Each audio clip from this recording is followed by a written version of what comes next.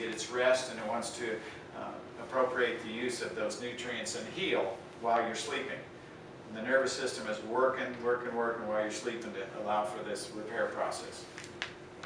There are some mental and emotional factors during digestion, and I often tell a story about that, but just relaxing and thanking the Lord for the blessing. Jesus took that last meal and said, whenever you do this, remember me. So if we think about what God did for us so we could have eternal relationship with Him, and He took that time to say, okay, relate food to me. Whenever you eat, my body that was broken, and whenever you drink, think of the blood that was shed for your sins.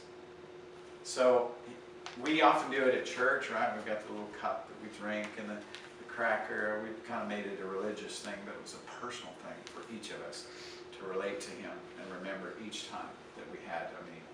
So food, we should be, right? It's our source. He provides this food that we can live each day. Breathe deep for 30 seconds to help relax. You can allow the autonomic nervous system, the parasympathetic nervous system, to allow you to relax so that you can digest, because when it's not relaxed, your digestion shuts off. So if you're stressed and you're on the go, have you ever done this? You ate a lunch, right? You worked most of the afternoon, you're real busy, and you're driving home. It's about 6 o'clock in the evening, you had a long afternoon, you're sitting in traffic, and the adrenaline's just starting to wind down, right? You know, you're just about home, you're at one of the corners close to your house, and you stop at the corner where there's a restaurant, and then mind you, you're not hungry because the adrenaline's going and it shuts off all that hunger. You take a few deep breaths, and there's a song that comes on the radio, and you smell some scent of a food from a restaurant that's close by, and all of a sudden, you are so hungry. That's all you can think about. Because your body went into relaxation, and it knew it was out of danger, and it said, now feed me, quick, because my systems are really low. But people do that when they miss meals and the blood sugar starts to fall. Then the body says, uh-oh, we're in trouble, and the adrenaline system then kicks in, and sympathetic dominance then gets us revved up, and we don't digest food well, or we don't hunger for food. That's a dangerous place to be so stressed that you don't hunger for food. You're shutting off the digestive system. So that's why it's good to take that time and to relax when we're eating. Listen to your body. Notice when you're satisfied. Don't drink with meals because it dilutes the digestive juices. That's a big factor. And then, of course, utilize the food combining, which is here. Refined carbohydrates upset digestion, so eating something that's stuffed with sugar is not a good idea.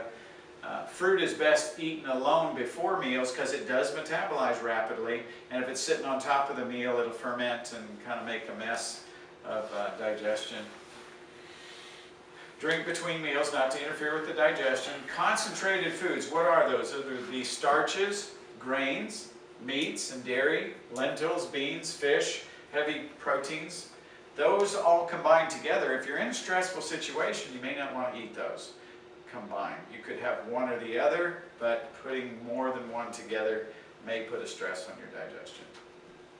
There are entire books written on food combining, but in a nutshell, using these principles will help your digestion if you have some struggles. And then knowing your blood type and eating according to Dr. Adamo's book on blood type diets can be helpful 60 to 80% of the time, especially for allergies. Now we're going to talk about allergy testing, but understanding allergies just in general for your blood type will really save you a lot of headache, and some of the major allergens we'll talk about. These are the quality fats and oils: fish, flax, and olive, nuts, seeds, and avocado. Those are in the book as well. And then the quality proteins, the meats that are hormone-free. Fish should be wild-caught, and you can get this on our Artisan Bistro. The Bistro has the wild-caught fish. It has the free-range chicken. They will be coming out with the grass-fed beef. They don't have a beef right now. All of the vegetables are organic.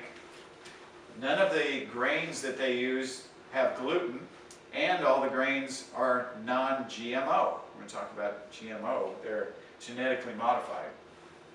So consider those as quality proteins, or get into the Artisan Bistro and take advantage of that. And then the lower proteins, the beans, the legumes. If I'm under stress in the evening time and I want to sleep really well, I won't eat a meat protein for dinner. I'll just have some black beans, pinto beans, something of that nature. And then quality carbohydrates, there are a lot of them. I couldn't fit them all on the page, obviously. So these are a few, the vegetables and the fruits and grains. And the grains listed here are gluten-free.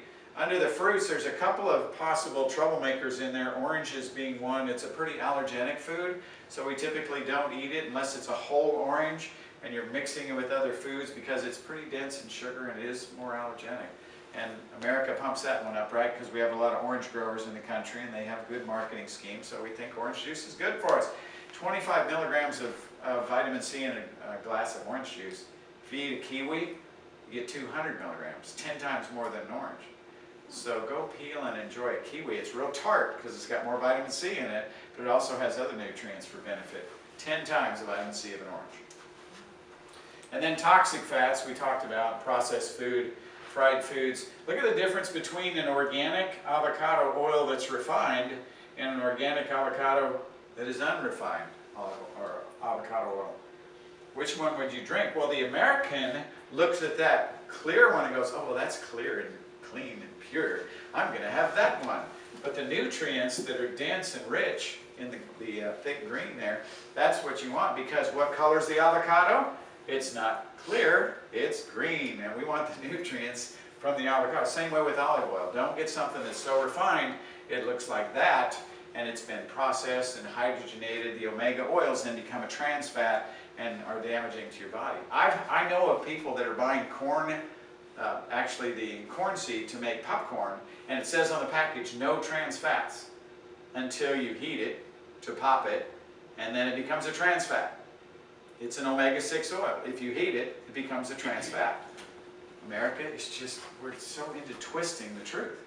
It's just a lie to say no trans fats. Well, it is, I guess, as it sits there on the shelf, unheated. As soon as you heat it, you make a trans fat out of it. Is all omega-6, anything that has omega-6 oil? Anything that's a polyunsaturated, so omega-6, omega-3, so you don't want to heat flaxseed oil, you don't want to heat the chia seed oil or chia seeds themselves. You can press them or grind them and then put them in a smoothie, something of that nature.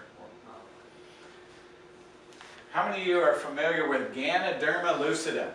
It's basically a mushroom extract, and we have it in a product called Organo Gold. It's a coffee that we use, and you can just get the spore extract. Pretty fascinating in its research, especially as it helps demonstrated that the pollen-induced biphasic nasal blockage and nasal hyperresponsiveness were suppressed by the daily treatment of using this mushroom. And it's been used by the Chinese for thousands of years, and a very difficult, originally it was only used by the emperors, but now they grow it in labs, and of course we can make it in supplement form, and it helps with allergy response. So if you're using coffee, you're probably drinking a coffee that's acidic, and when they infuse it with this Ganoderma, it actually makes it alkaline. So you take the acidity out of it, and then you infuse it with a nutrient-rich food, and it tastes like coffee to me. I like to mix it, doctor it up with a little ultra meal, and I'll put some stevia in there and some cinnamon. That's a really good latte. So try it. We've got samples. If you stop by the office, ask them for a sample of the coffee if you've never tried it, or the green tea. And they talk about the allergic response to the mosquito. The Ganoderma lucidum also actually help suppress the itch, allergy itch related to that. So interesting research associated with that. In America, we consume more than 35 million pounds of antibiotics every year. That's quite a bit, and what we're doing with that is causing destruction in the GI tract. Some of these antibiotics, by the way, you may not take them, as I don't take them anymore like I did when I went to the doctor, but if I eat a meat that's not grass-fed, I'm getting antibiotics that were infused into that animal. If I'm drinking milk products, I'm getting antibiotics that are typically given to those dairy cows. This shows the overgrowth of yeast in the stool sample of an infant and how it's just out of control. These are articles back from 1994 on Time and Newsweek. The revenge of the killer microbes. Antibiotics cause our body to make resistant strains of bugs. And so these parasites and bacteria, they can change the way they respond to the antibiotic. Your body's immune system, though, has the ability to seek out and destroy invading organisms, and it can adapt to what those microbes are. That's what's fascinating. Feed the immune system.